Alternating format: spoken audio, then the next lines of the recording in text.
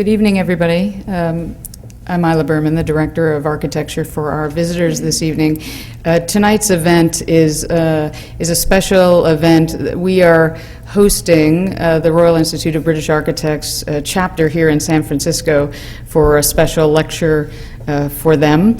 And I'm going to just, I should first say actually that being a member of the Royal Architectural Institute of Canada myself, I had said to Chad earlier that Canadians are supposed to be the link between the AIA, let's say, and the RIBA, so I'm happy to host this evening. Chad Overway is going to be introducing our lecturer this evening. He is the chairperson of the RIBA chapter in San Francisco. So please welcome Chad this evening.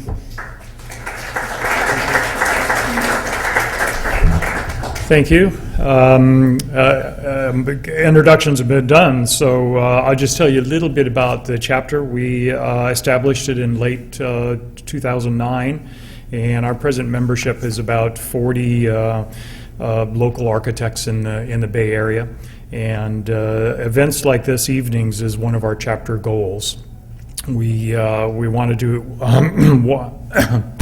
excuse me. The idea is that we would try to increase the exposure of British architects and their work in the Bay Area. For those who might be interested in RIBA USA SF chapter, I'll be around through the lecture and be happy to answer any questions that you might have. This evening, Mark has been kind enough to share some of his most recent projects with us. A brief history on Mark, as he was born in London, England. His undergraduate education was at Cambridge University in the early 80s, and his postgraduate studies were at Princeton University, where he received a Master's of Architecture. In 1987, Mark opened his practice in New York and now has offices in San Francisco and London. Mark's work is growing considerably and has received worldwide media attention. His work is widely published and has numerous awards, including a Gold Order of Merit presented to him from the Republic of Poland. Mark, welcome, and thank you for doing this. Okay. Thank you very much for this opportunity to talk to you, and thank you to Isla Berman and CCA and Chad Overway of the RIBA. Let's see if I can get this. Yeah, I thought I'd tell you a little bit about myself. I was born in England. As was said, I studied at Cambridge, and I thought it would be a good idea to come and study in the States for 1 year.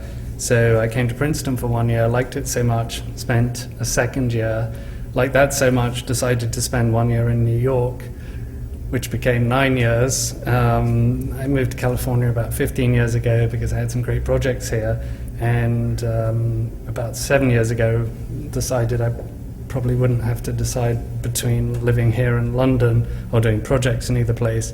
I could travel backwards and forwards.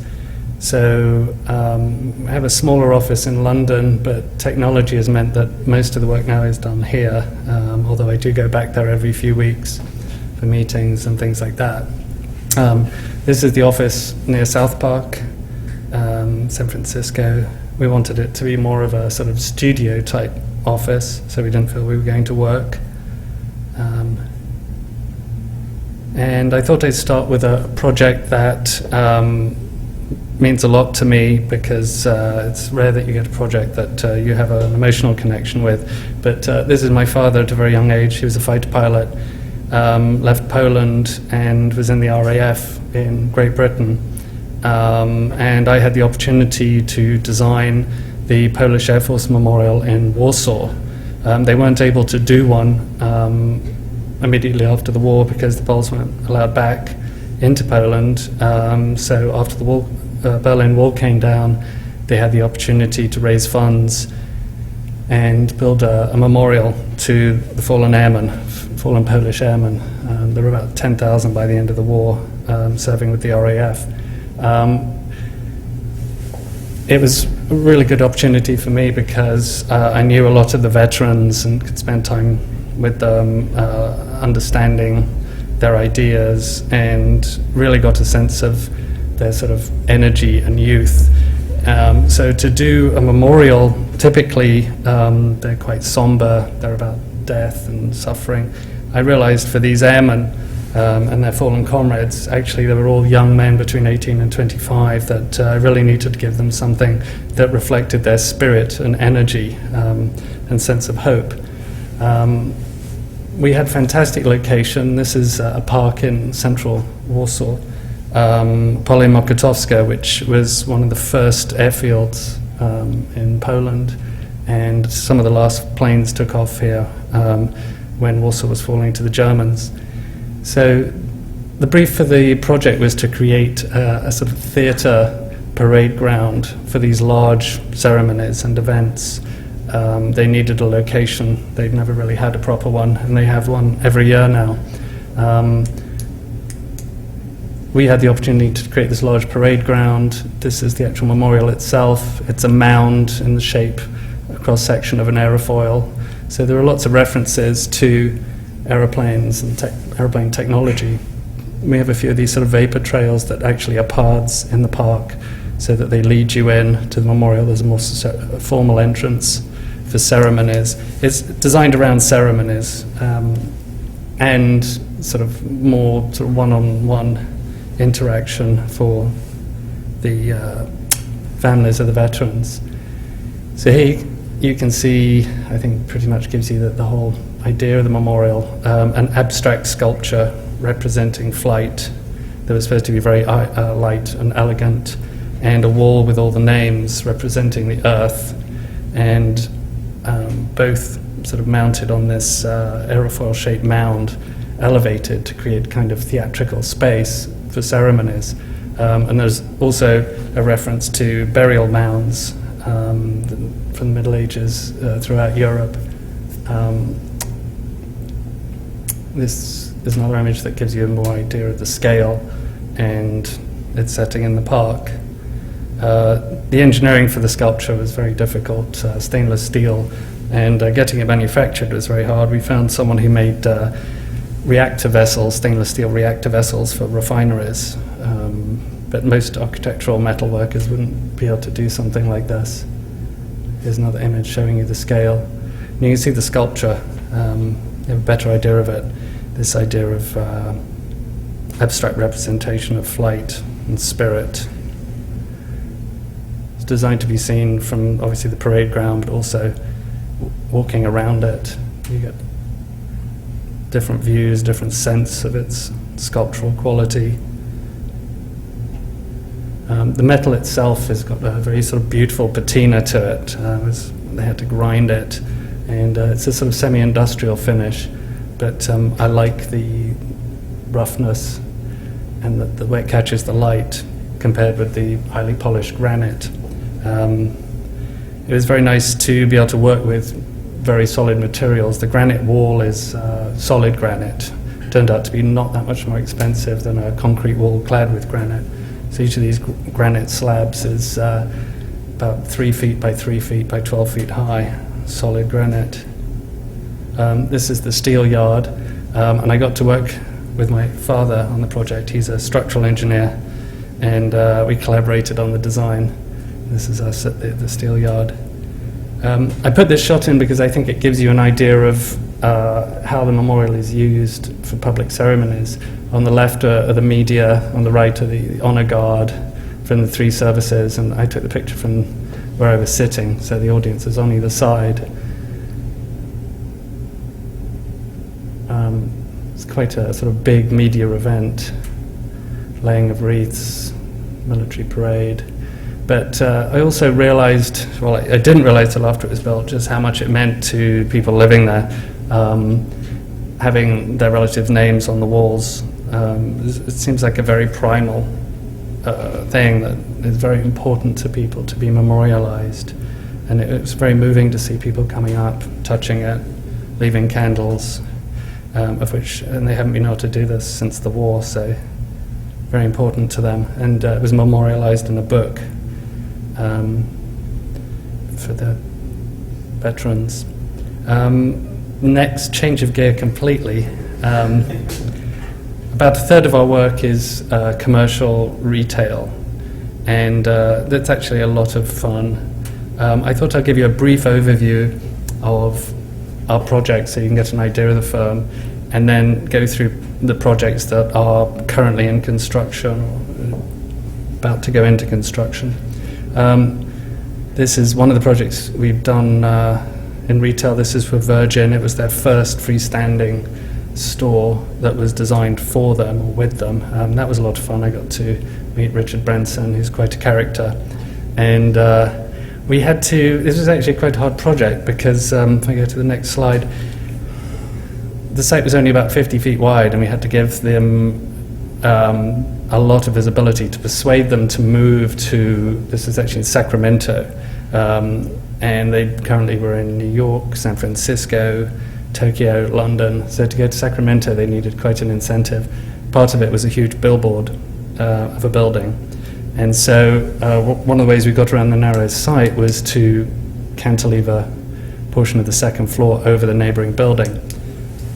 The actual space itself is only stops here. So that was quite a fun project to do. Again, it was really creating a landmark identity for Virgin. I think there were 2 or 3 television stations there at the opening, so it sort of had the effect that the client wanted. This is space inside the building, one of the few retail spaces that you can actually look out from. I think the iconography speaks for itself on some of these elements. This is a large 100,000 square foot center in Roseville, Rocky Ridge in Roseville, and we would try to create something that was more like an urban street, building 100,000 square feet of new shop space around parking is quite a challenge. So to create something that had a sort of the feeling of an urban landscape was very important to us. And creating public space, a plaza here based around the food court at the heart of the center. This is one in Davis. Again, it was very important to create public space. This is a mixed-use project in Sacramento, lofts above retail, in a very gritty part of the city. There's a new rapid transit system that just went in, light rail, and this was one of the first sort of pioneering developments in this area. So it was very important to create something that had that sort of urban edge, drama to it. And people were very hesitant about putting residential above retail in this area, but I'm surprised it's done quite well and it's fully leased. So we're very happy with that. Here's some of the details of the lofts. Again, trying to create a sort of urban street edge and variety in the form for what were really large shell boxes, but giving them an identifiable urban image, I think is very important for the community. This is another, this is near Virgin. This is it's about 800-foot long shopping centre that we got to build in front of, create new frontage for. And this was the main heart of the complex, which is a theatre. We had fun with this because the idea is that this is glass facade and you can project images onto the back of it. The technology is nearly there. The idea is that they'll be able to project previews of the movies so that you have light and movement and drama on this facade. At the moment, we have an LED system. The owner's fascinated with technology and enjoyed working on this. You can change the color scheme from anywhere in the world. There are cameras in the parking lot. You can go online and change the color scheme. They were talking at one time about having competitions for artists to come up with different displays. At the moment, it fades very slowly through a spectrum, but it changes different times of the year. This is a building at the other end of the centre, which anchors the other end. It sort of mirror images Virgin in a way. It's a similar counterweight to this very long centre. Then moving on to something very different. About a third of our work is institutional. museums and public buildings, and unfortunately most of it doesn't get built. It doesn't seem as if it's just us. This is one of the first projects I worked on. This is when I was working for Arons, Burton and Correlec in London, ABK, and when I was working with them, I was quite young and starting out. We won the competition to build this project out of about 200 entries. I mean, it was their design. I was learning a lot working there, and Prince Charles disliked it so much, called it, this is the one that's the famous carbuncle on the face of an old friend, I think he called it. So basically it killed the project, nearly destroyed their firm, and at that point I thought perhaps it's time to come and live in another country for a while, so I came to study at Princeton. I was quite hard on the project myself, I think, when I worked there, being quite young, and you sort of think you know a lot at that age. But in hindsight, when I look at this, I find it quite a handsome building, and I wish they'd built it.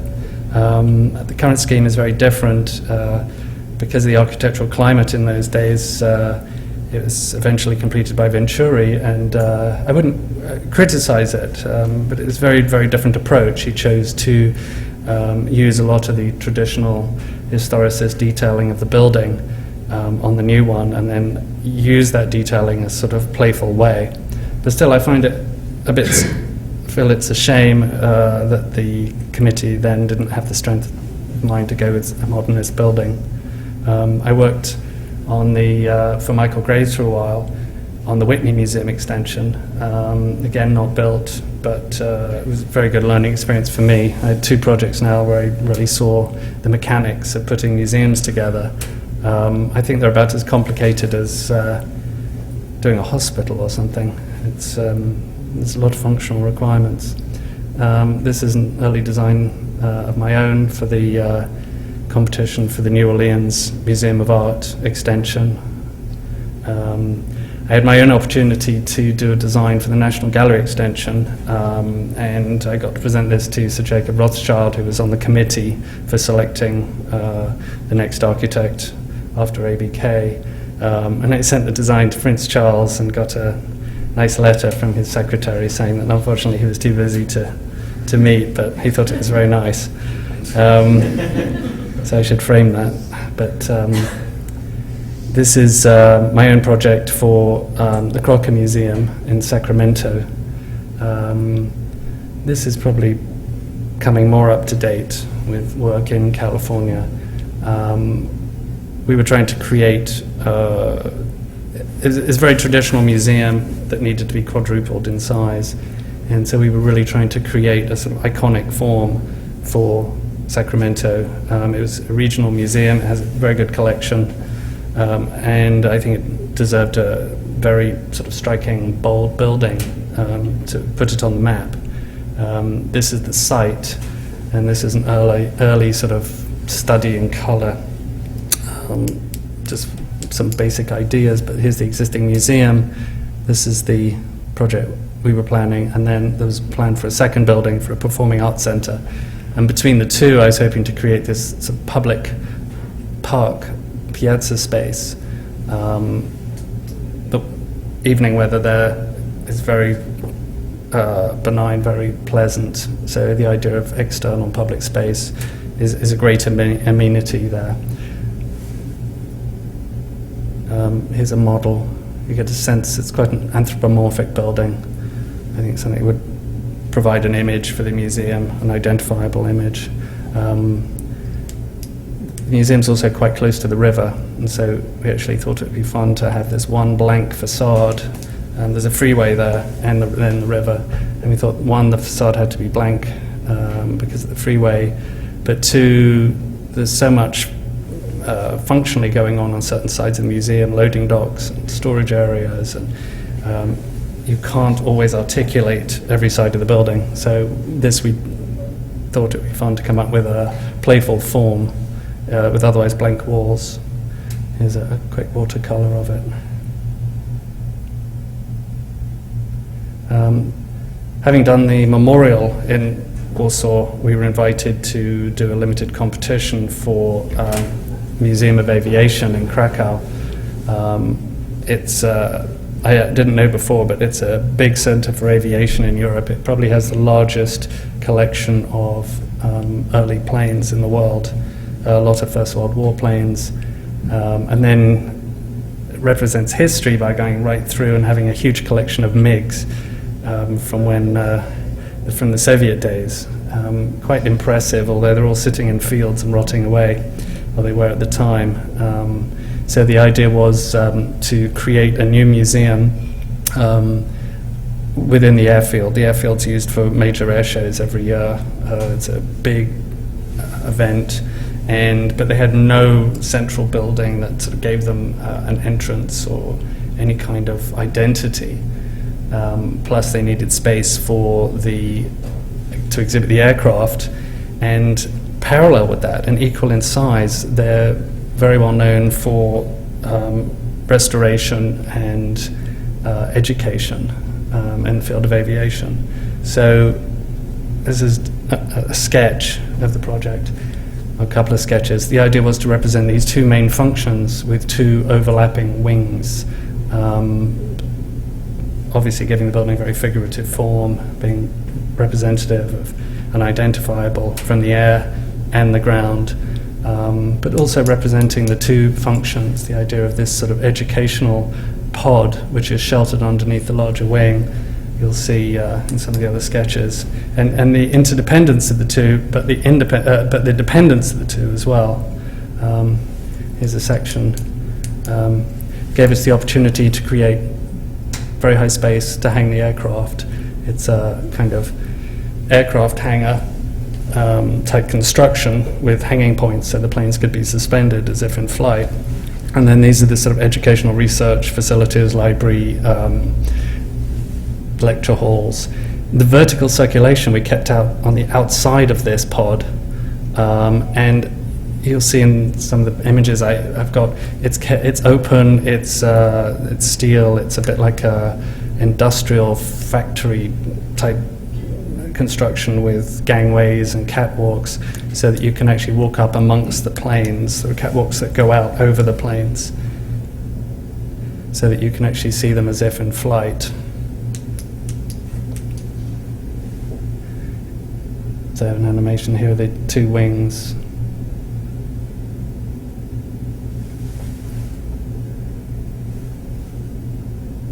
But obviously we wanted something very sculptural that would really speak to anyone driving past. Here's the pod on the right, all the admin and educational facilities. The gangplanks, gangwalks, metal stairs, elevator takes you up amongst the planes. To the right you see a catwalk there. Unfortunately the video ends, but gives you an idea of the space.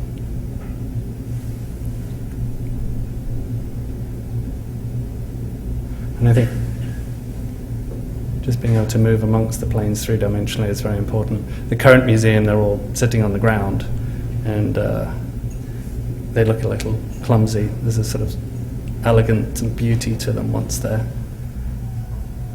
suspended. There's the catwalk above.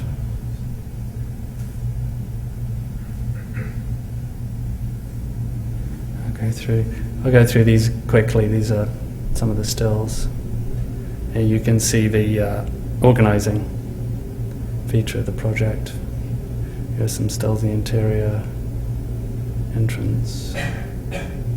There you can see the elevator with the catwalks suspended out amongst the planes.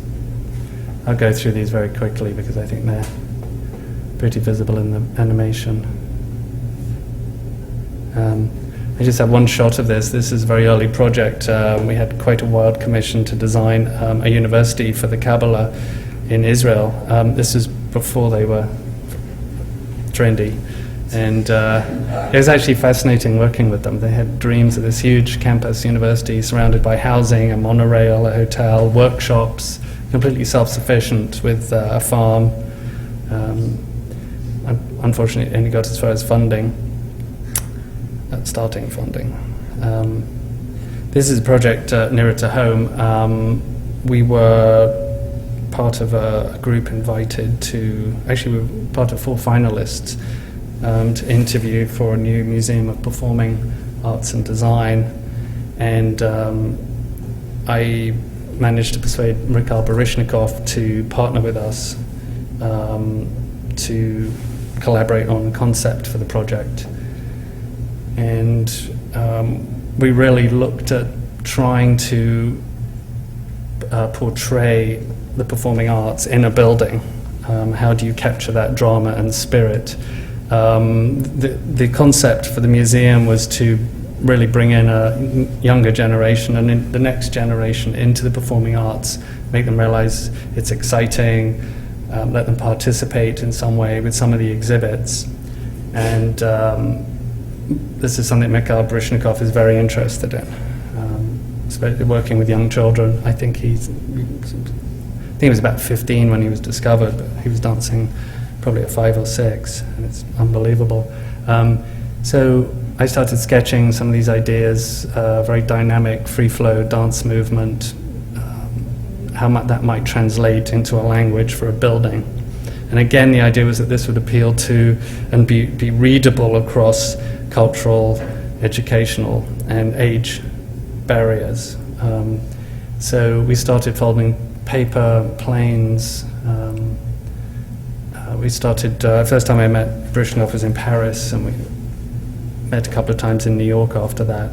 But we soon realized that this sort of form could actually represent not just dance and movement, but throughout the performing arts, there are many sort of other areas that this thing could represent and reflect. Here's the building, it's Howard and Third, designed for the building on the site. And again, hopefully that's readable. Obviously it had to be out there, very different, very striking, really trying to create a landmark. There are quite a few other museums that have a very different character. I think it was very important that this one be dynamic and exciting and appeal to people perhaps that wouldn't be so interested in architecture, perhaps for very young children. Or we had some ideas that the night visibility of it was very important and always considered in the design. We thought about projecting images and using different kinds of lighting, some of the LED lighting that we've used on other buildings. Here, there's the model from different angles. But it was very important that it look exciting from all sides, with this sort of wild, abstract form. It's quite a busy location architecturally, with parking lots and various other buildings. So to have something that's quite dramatic itself, really just by changing the form so it contrasts against the neighbours, made it stand out. And I think that's was very important for us.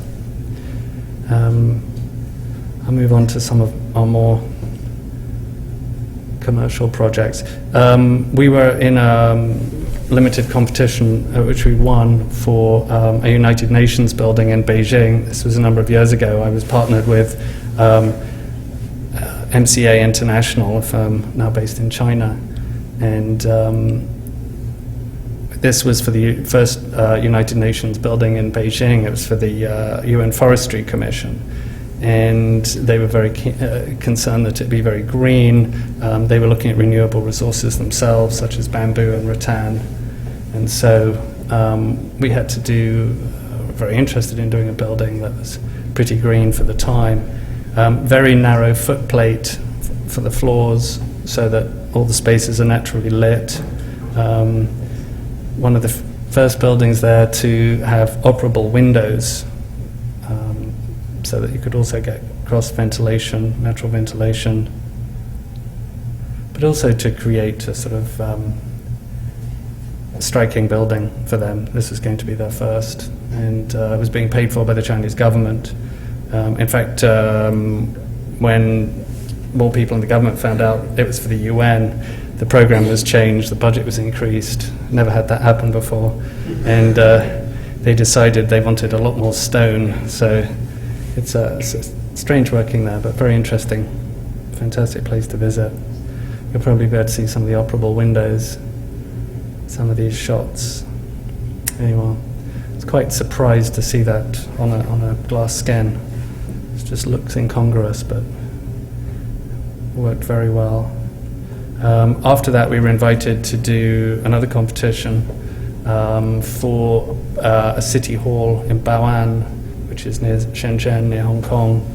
And this was a fun project. The idea of government was being more open and visible was relatively new, and also the idea of creating new symbols for government rather than the old ones was very important to them. This was in the free trade zone, so it was sort of a new world then.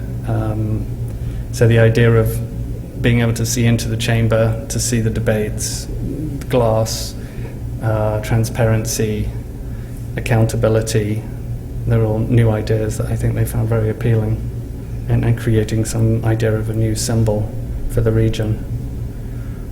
This is a high-rise building. I had a client in Sacramento and had a very large site, so I partnered with Gensler in San Francisco to come up with these ideas. I'll go through these very quickly, but there were two options for the site. This is a much smaller project, but closer to home. This is a clay and sandstone, 450 sandstone. But it was a very interesting project for us because the existing building was quite a quiet, unassuming 70s building that people weren't that fond of. 40% leased, but it had a large plaza in front of it that wasn't very usable. It was full of wheelchair ramps and stairs and planters. It was very hard to get in and out. The retail spaces were dying because they were very awkward to reach. And so the owner had, he wanted to renovate the building. And through discussion, we realized that it's probably worth spending the money on a new entrance pavilion, much smaller area than the 17 stories above it. And it was his idea to create some very sculptural glass piece that would be visible from a distance and really change the corner. And so this is what we came up with based on his proposal. But we lowered the entrance to street level, created sort of semi-public space by the use of a lot of glass. It's the shading canopy above obviously helps to shade it, but creates a sort of sculptural element that you can see from several blocks away. I think it's really changed the corner. It's probably really changed the building to something quite identifiable. Here's some more images of it. It was fun to play with the glass and fastener system, and you see the shading above. The photographer really liked this one because he managed to get in a reflection of the Transamerica building, which I hadn't seen, but night view is obviously very important. Lighting, set off the street corner.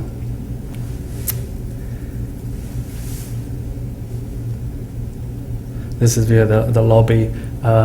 This is before the artwork went in.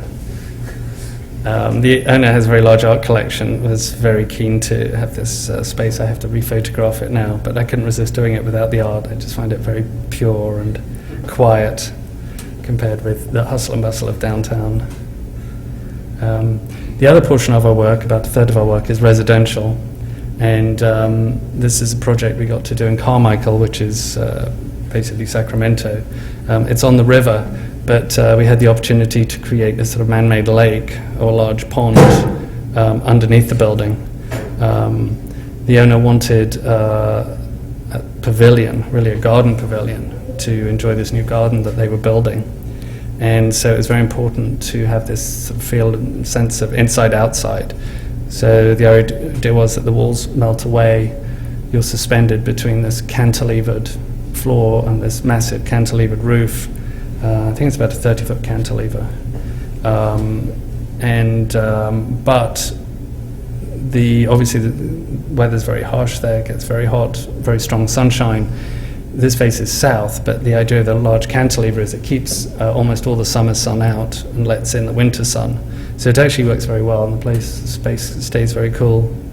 We added some fun features like the open oculus to lighten the form, make it a little more sculptural, and makes it a bit more playful. There's a patch of sunlight that moves across the floor surprisingly quickly. I've never watched a sundial, but it's amazing how quickly the lighting patterns in the room change throughout the day, reflected from the water and then onto the ceiling. There's quite a sense of drama in there, being immersed in nature. Some of the interior shots will probably show that a bit better. Here you get the idea of this sculptural piece cantilevered out over the water. You do get the sense when you're in there that you're over water. There's actually a portion of the floor that's glass. It's quite funny, as you walk over it, all the koi fish come up to you because the owner walks that way when they go to feed the fish. So whenever the fish see people coming, they can see them through the glass, and it's very bizarre to be standing over them. The west face of the building is quite solid because that's obviously the hardest to control for sunlight. That gives you a sense of the cantilever. Here's the space. It's filled out a lot more since these photographs are taken. It's a very flexible space. They more or less live in here now, but they have a large art collection which they rotate through here. They do a lot of fundraisers. So it's a very flexible space for entertaining, fundraising, showing art, living.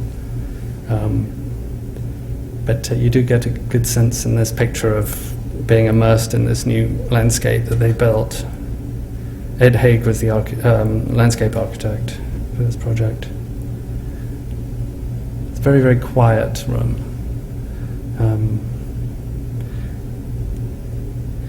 This actually is a fun element. It was important to screen part of the house so that when you're in this room, you're basically looking towards the river views and the pond.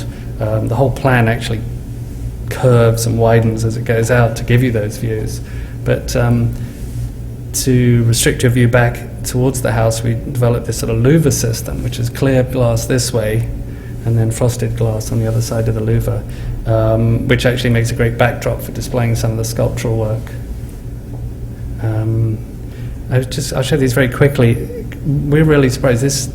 We've been published a fair amount, but this one project just seems to keep getting published. That was in England, that's in Russia, San Francisco magazine, Hungary, Germany, China, Asia, Germany, and a couple we haven't put on there. I suppose there are just a few images that captured people's imagination. It'd be nice to do that with some of our other projects. This is another house that's been built in Carmichael. This is an early sketch showing some of the ideas. The house sits on the river opposite the state park, so it has fantastic views, but quite a busy road and fairly close to the road. So the idea was to create a sort of blank face to the house, very private face. Garage is here with an entrance court. Not a complete court, semicircular, but it either brings you in by car or brings you in walking. And then you pass through this very solid wall into a little enclosed courtyard, which is almost entirely koi pond with planting. And you hear the sound of running water. And you cross over a bridge into the house. So there is this sort of process of arrival and sequence through the house from public to private.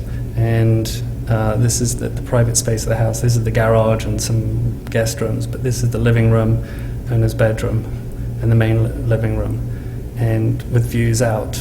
And I suppose the two organizational features are very important to this house. The very long wall for the artwork that helps you orient yourself within the space, which is nearly 100 feet long, I think, and then gives you the views of the river. I'll walk you through this in a little more detail. Here's the plan. You can see the river and the trees. Here's the courtyard and this wall. I'll go straight on to the pictures because I think they give you a better sense. This is the entrance. This is the view from the street. And as you walk along this curved wall, This is looking back towards the street. And there are a few windows that give you a sort of preview of this bridge entry to the house. This is looking back towards the entrance from that bridge. And here you can see the entry bridge and the main entrance to the house. And this corridor, or this curved wall, I should say, that goes right through the house. So no matter what room you're in, you can always reorient yourself to the house because of the curved wall. All the rooms are open, or can be opened, so you can see from one end of the house to the other. But there are sliding doors to close off certain areas, like the bedroom, if you want to. But they live there alone, so it's left open most of the time. And you can see that the space. This is the main living room, and views of the state park across the river. It's a very quiet space, very tranquil. So they nature lovers. The husband has lots of telescopes and binoculars. He's a big bird watcher, so it's a perfect location for him. And I just love this location on the river with the state park. I mean, it's just so tranquil and beautiful. And the house again facing south with the large overhangs allows the large areas of glass. There's another view of the house and its context, or really sculpture and a landscape, I think. So we feel of it. This is a project that's nearly finished. This is the site, and absolutely fantastic site at Lake Tahoe. I think it's about 260 steps down to the lake with 180-degree views. Incredibly difficult to build on, 45-degree slopes, entrance at street level, and then the whole house beneath you.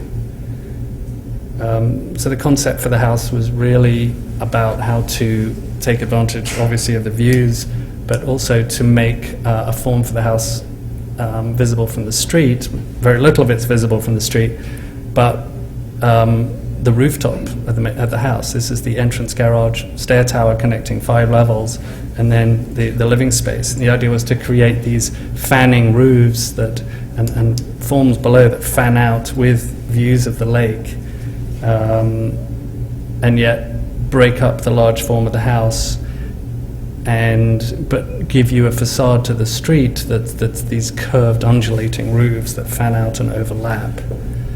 You'll see that in a second. This is another sketch. Here's the view from the road. And I think this animation probably gives you the best idea of the house. Very rugged forms. One of the requirements was that the house be very fragmented to prevent reflections back to Lake Tahoe. So a lot of the windows are angled forward, and lots of deep overhangs. Dark materials again, so that the house, there's a lot of rock outcrops, and the house disappears for most of the year. Even in the snow, there's a lot of rock around. We haven't shown the trees on this. This is actually pretty wild. There's a glass stair. It's a 5-story stair to link all the parts of the house. So the idea was to make it this very attractive sort of sequence down of arrival with views out over the lake. And there's a glass elevator at one end of it. So that you'll see that in a second, as you arrive and come down, you have these spectacular views out of the lake. But this is a very important sort of organizing feature of the house because it's on so many levels. These prow-shaped balconies, the ones that face towards the lake. You can see that's the view. And this is the elevator going back up.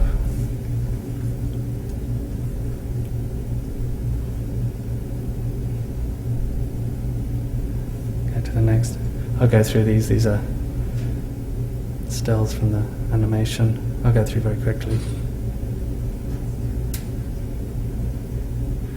This is quite fun. It's the view from the top of the site looking down. These are very early construction shots. You can see how hard it is to work on a site like this. That's I think You can just make it out. There's a tractor here. They had to build a site for a crane. This is hard to see at first, but here's that same tractor. This is the retaining wall. It's about 45 feet deep. Unbelievable. Steel going up. This was about 12 months ago. But it shows you some of the idea of the sculptural quality of the roofs, but I think spectacular views of the lake. Here's the framework going in for the fanned roofs. From below, you can see it's very fragmented, very rock-like, dark materials. These are more recent shots. Nearly completed. But every room, because of the fanning, every room has different views out towards the lake, which was very important to the owner. And the aerial view, you can see the copper hasn't gone on yet, but you can see the fanning of the roofs and the visibility from the road. Very, very simple, very small, just the entrance and the garage. This is a house that we're supposed to begin construction in the spring. Just finished the drawings, hopefully get a building permit for this soon. It's in Sacramento. It's one of the few changes in grade that they have there. So we had to make the best of this fantastic site that had a little bluff in it. And so I played with a lot of ideas of cantilevered forms on the edge of this bluff, and which is quite a substantial grade terrain grade change for Sacramento. And this is the design we came up with for that. Basically, main double height living room right the way through, a cantilevered bedroom. Actually, the fun thing here, I haven't got a picture of it, but there's an infinity swimming pool that goes all the way along the edge here, so you wouldn't need any handrails. And the owner likes to swim laps. We have a little animation of this, I think. Someone had fun doing the car.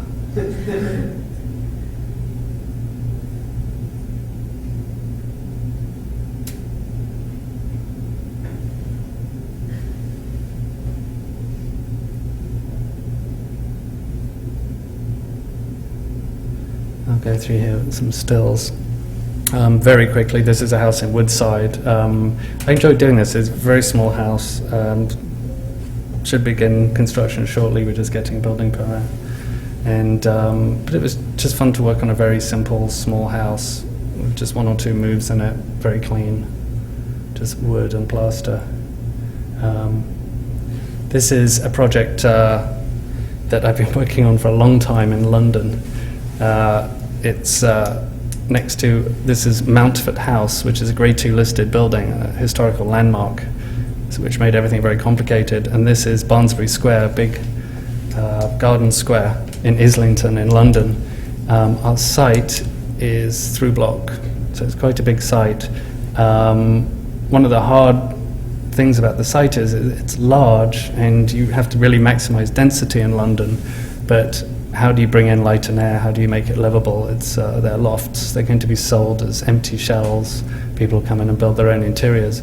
So we created this sort of garden court in the center, basically filled the site entirely with building, but just cut out this one area to provide light and air and attractive views of this green garden. The other thing that we did that I think is fairly novel for a building like this is took an old idea, which is the sunken garden level. A lot of Victorian houses would take the soil from the garden and the foundations and throw it up for the street, so that you enter at the piano nobile, the first floor, you'd say, and below that would be a basement level, which was really on grade with the garden. So when you're in the basement, the garden you walk straight out into it. By doing that, we were able to increase in here, provide another level of residential. I think it's probably better seen in this image. So when you're in the garden, it just feels like a 4-story building, which is very common in that area, and a quiet green space.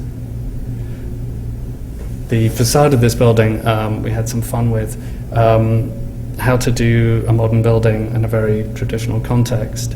The nice thing about the square is that although it had a very fixed street wall on all 4 sides that made it a London square, every building was very different. Every building was when it was designed and built, was considered contemporary for that era. So we thought this should be an opportunity for us to provide something of our era and not try and do something historicist. And luckily and surprisingly, we were supported by the conservation officer and the architect advising the planners. So it was quite a slog, but we got this approved. One of the features of the facade was that the glazed areas, we looked at traditional buildings. I have an example right next here, which would traditionally be solid wall, open window, and then the window would have a series of layers of coverings. Net curtains, traditionally for privacy during the day, solid curtains for privacy and light control at night, perhaps some shutters, all very fixed. Well, we thought, what if you could create a kind of intelligent skin for a building that all of these functions would be movable, and the occupants could decide where they were, where the walls were, where the windows were, where the shading and the shutters. So we came up with this idea of layering the facade with, but on a modular basis, with panels, so that the first line would be solid wood panels for light control. The next line would be shades during the day for visual control. You can see through one way, not the other. They're a bit like lace curtains, I suppose, but it's an etched pattern onto the glass. Obviously sliding glass panels, and then exterior balcony, again with these etched panels that you can move and locate for privacy. I think it gives the building a sort of texture and a proportion in keeping with the neighbours. And this was the night view. We thought the idea of this layering and texturing could be quite fun. Constantly changing sort of abstract canvas representing really what was going on inside the building. So I think that's probably brings us up to date with what we're working on at the moment. That certainly is the end of the slides. So it's probably a good time to stop. Thank you very much.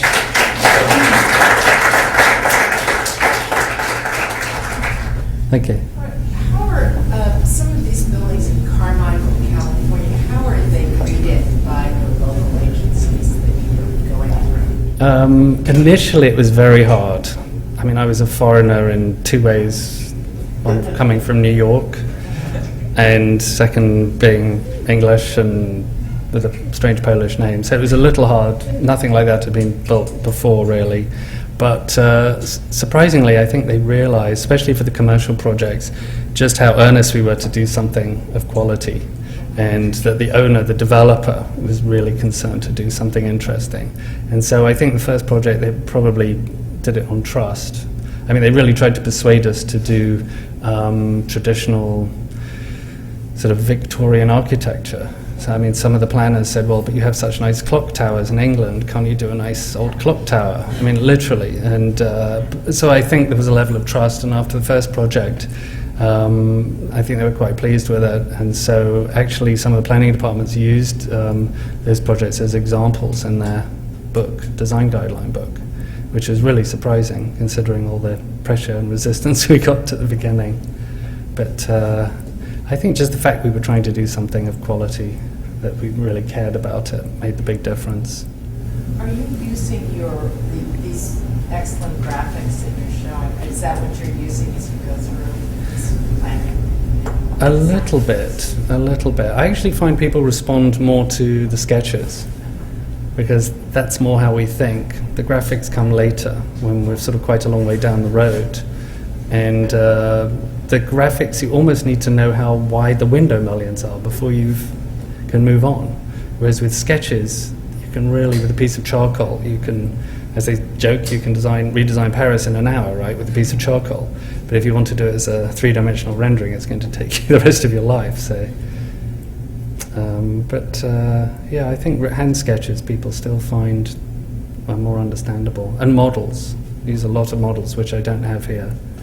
We do a lot of rough sketch models in cardboard and paper, and I think people respond very well. They understand those much more than computer graphics, which are really two-dimensional. It's just an illusion because they move that you think they're 3, whereas a model you can actually hold up and has a physicality to it. And that's how we design, actually, really more in model form than using 3-dimensional computer imaging. But these are fun. It's like watching TV. I think what is interesting in having gone through a number of these reviews and some people being, burned in flames as they're going through these Right. modernists, it's impressive that you've been able to get through these courses.